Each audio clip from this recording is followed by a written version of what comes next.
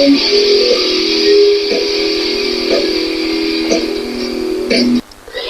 everyone, welcome to Logan's Mosh Pit. Glad to have you here. Do me a favor and please subscribe if you haven't already. Let's launch into a new episode of Rock and Read. Today we will read chapter 20 of It's So Easy and Otherwise by Duff McKagan. Chapter 20 is called Chicago. Here we go. Slash, Steven, and I arrived in Chicago first. Our work ethic always pushed us to get things rolling. We wanted to be sure everything was up and running. I assumed Axel would follow after us shortly. After all, we were here at his insistence. The likelihood of Izzy's participation in our Heartland experiment was less clear. He had recently been arrested for, in the galley. So he was taking a stab at getting sober. And, yeah, well, there were also the urine tests he had to take as a result of the arrest. It was understandable at the time that he might not want to be around the rest of us too much. The first thing we had to do was find a place for the whole band and a couple of our techs to live. We also had a security guy. In our management's eyes, it was probably to protect the public from our antics and not the other way around. Then we had to find a place where we could rehearse and write. We found 2 apartments above an Italian restaurant across the street from a church off Clark Street. For our rehearsal spot, we rented an empty old theater, Top Note Theater, above the Rock Club Metro. Unbeknownst to me then, some regulars at the Metro were also tightly linked into the city's drug chain. After 2 weeks in Chicago, Axel was still a no-show. Slash, Steven, and I started to get a little resentful. I mean, what the? Here we were in a city in which we had no interest, no friends, and no singer. We were pissed off. I started to drink harder. One night I was so up that somebody pulled me aside and said, "Here, do a little coke and you'll sober right up." And there you go. That was the secret potion. I had been looking at coke the wrong way. I never wanted to be that guy. The whole coke guy. But now I realized coke wasn't an end in itself, or didn't have to be. It was a means to an end. A tool. I didn't have to become a coke guy to make use of it. Coke just allowed me to pursue my favored mind-altering regimen. Vodka. Harder, and for longer periods of time. That guy I could be. I started to drink more and more. And now I, too, tapped into the drug connection available to us via the club downstairs. On top of that, a Chicago newspaper did a piece about the band living there in town, writing songs for a record, and even revealed the street where we were living and the location where we were rehearsing. Perhaps the lone advantage Chicago could have offered was anonymity, and now kids came to seek us out from all over the place, with the hope of getting a glimpse of us, or even partying with the band now tagged as the most dangerous in the world. This was not good. We did get some work done. We finished Civil War and wrote Get in the Ring, and Pretty Tied Up, to name a few. We were still prolific songwriters in our creative prime at that point, and even with just 3 of us there, we were a locomotive. Unfortunately, this was also the point at which Steven really started to go overboard with his coke intake. I was nothing close to sober then, but I maintained a line I would not cross, which meant, first and foremost, that I would not let my work suffer.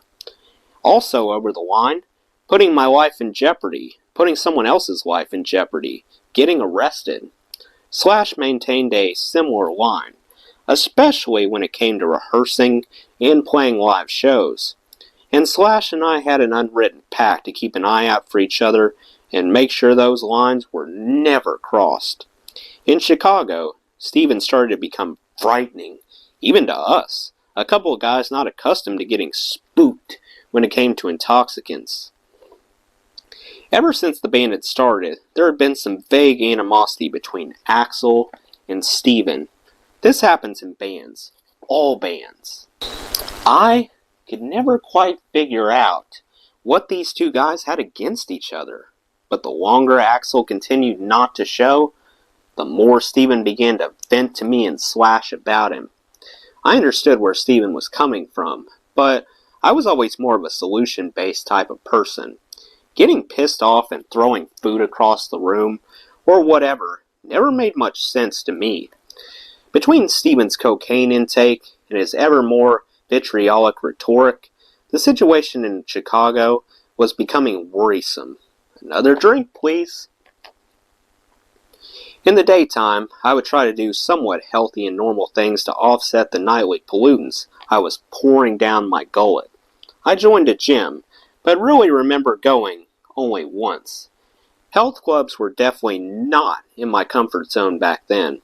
No, I would just go out for a run from time to time, or even go across the street to the church lawn and throw a football around with whatever kids were hanging out there. I grew up in a huge family with scores of nephews and nieces, and tossing a ball with some kids offered a comforting, familiar respite from the drugs, drink, and drama. One day, while I was tossing a ball around with a couple of kids and their parents, 4 unmarked police cars came careening down the street and screeched to a halt on the sidewalk in front of us. The detectives jumped out of their cars, screaming and yelling for me to get on the ground face down. I complied. Now, I did have an open container of beer, but still, I thought this show of force was slightly excessive for drinking in public, even if it was technically on church grounds. Whoa, they take this stuff seriously in Chicago, I thought to myself. It was muggy, and I wasn't wearing a shirt. The cops kept looking at my back.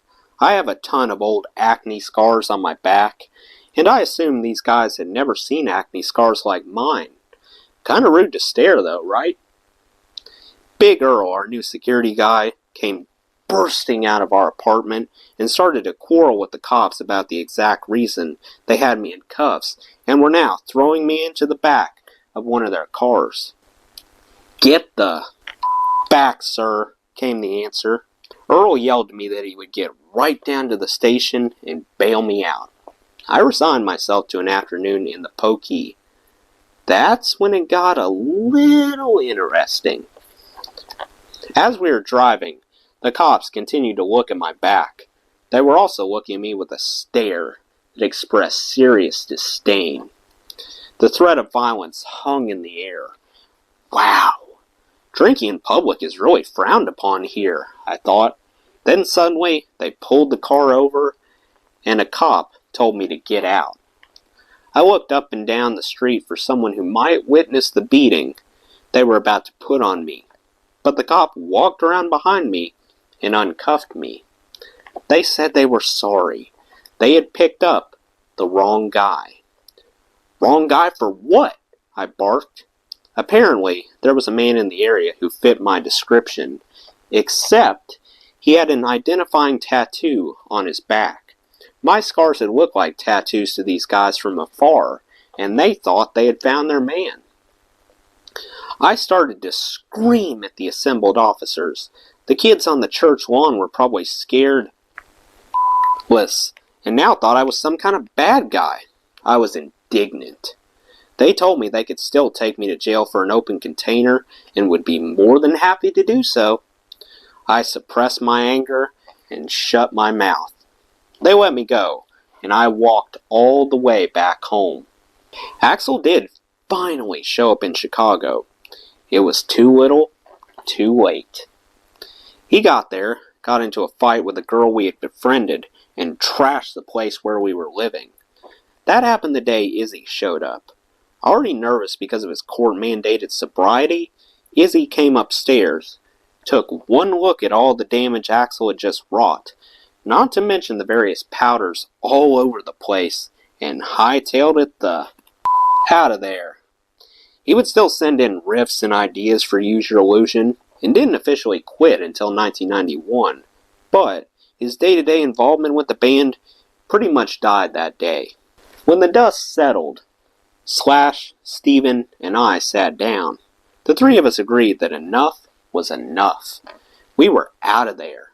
I felt used and foolish about going out to Chicago for so long, and in the end, getting dusted by Axl. Up to then, I had not wavered in how I perceived us, as a band, and a family, and a gang. But this trip solidified some of the flimsy walls that had begun to go up between various parties in our unit. Sure, we were young, wild, and somewhat dumb, but this ill-conceived trip cast a dark cloud over the band, and additional clouds on the horizon were soon to render things darker still. After the doomed stint in Chicago, I had to re-examine my steadfast belief in the band. The harsh reality was that the old us against the world mentality had waned this year for sure. Steven was fully strung out and babbling incoherently most of the time. Slash had one foot out of the band as a result of feeling betrayed. Izzy had all but checked out. The Techs, I soon found out, were secretly looking for other gigs. And to top it all off, we had an expensive bill to pay for the rehearsal space and apartments, the plane trips back and forth, and all the destruction Axl had inflicted on the apartments. We did have the songs that would make up the more meaty, up-tempo sections of the Illusion records, but the damage was done, and all forward progress stopped for quite some time. I did, however, have one epiphany in Chicago. Coke was a nice supplement to my drinking. On Coke, I can now drink twice as much as I had before. Brilliant! Well, that wraps up Chapter 20. Let me know what you thought of Chapter 20 in the comments below. That does it for today's video, guys. I hope you enjoyed. Make sure to like, comment, and subscribe if you haven't already. I really appreciate the support. I'll see you next time. Till then, rock on.